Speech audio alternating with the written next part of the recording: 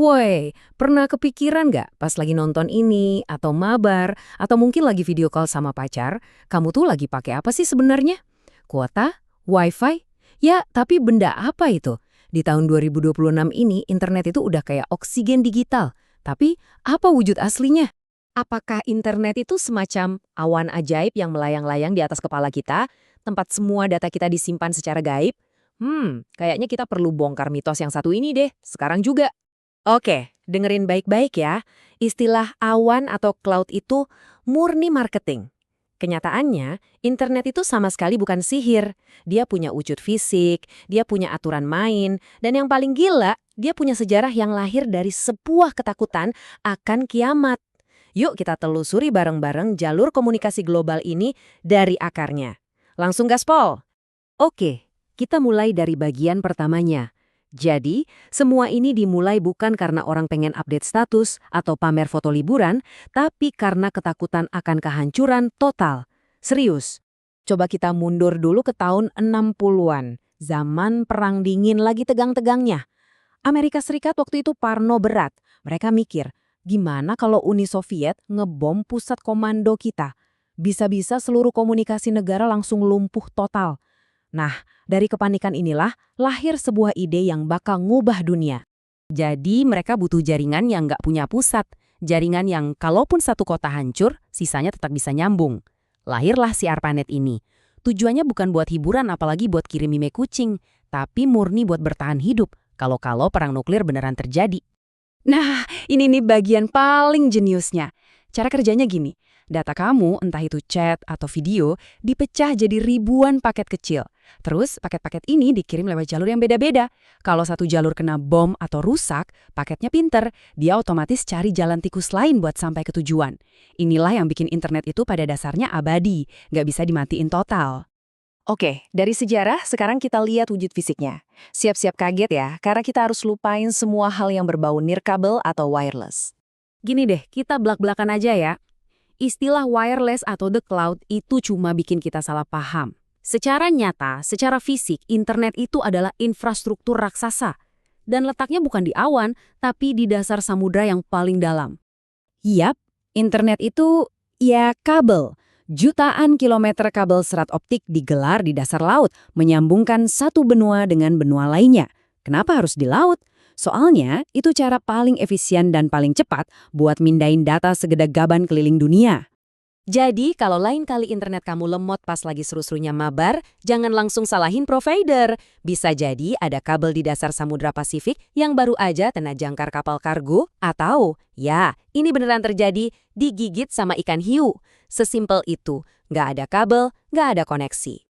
Oh, oke, ngerti. Jadi ada kabelnya. Terus gimana ceritanya kabel di dasar laut ini bisa nampilin video TikTok dengan mulus di HP kamu? Jawabannya bukan sihir, tapi seperangkat aturan yang dipakai bareng-bareng. Aturan ini namanya protokol. Anggap aja ini semacam bahasa universal atau aturan main yang disetujui sama semua komputer dan gadget di seluruh dunia. Tanpa bahasa yang sama ini, mereka nggak bakal bisa saling ngobrol. Nah, di bahasa ini ada beberapa jagoan utamanya. Ada WWW atau World Wide Web yang ngasih internet wajah visual biar enak dilihat. Terus ada TCP/IP, ini kayak kurir super teliti yang mastiin semua paket data kamu nyampe dengan selamat. Dan ada DNS, si buku alamat raksasa yang nerjemahin nama google.com jadi alamat angka yang dipahami mesin. Dan karena aturan-aturan ini terus berevolusi, internet bisa berubah. Dari yang tadinya cuma bisa kirim pesan teks antar ilmuwan, sampai sekarang bisa menayangkan seluruh dunia virtual secara real-time langsung ke genggaman kita. Gila kan? Nah, sekarang kita tarik cerita global yang gede banget ini pulang ke rumah. Gimana sih ceritanya Indonesia bisa jadi salah satu negara paling candu internet di dunia? Kita punya perjalanan yang unik banget. Siapa di sini yang ngalamin zaman keemasan warnet? Rela antre, keringetan, bayar per jam cuma buat nyicipin dunia lain. Jujur aja, warnet itu adalah kawah candra di muka kita. Tempat latihan yang bikin masyarakat kita jadi secepat ini beradaptasi sama teknologi. Perjalanan digital kita itu polanya jelas banget. Dari bilik-bilik warnet, kita lompat ke proyek infrastruktur nasional raksasa. Kayak pala paring buat nyambungin seluruh Nusantara.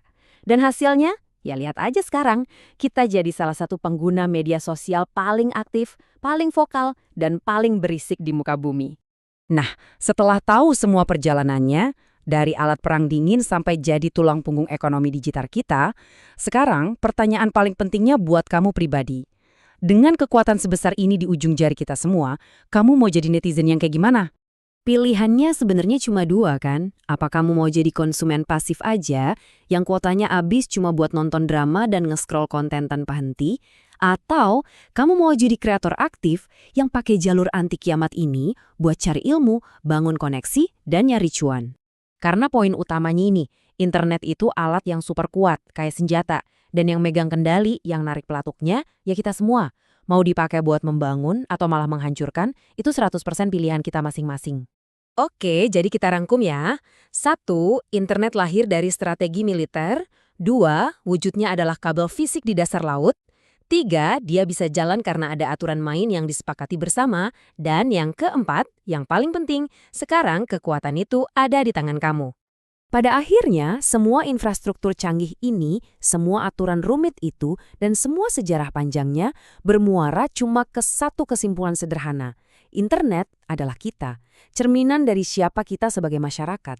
Jadi, pahami sejarahnya, hargai kabelnya, dan jadilah netizen yang cerdas. Jangan cuma jadi penumpang.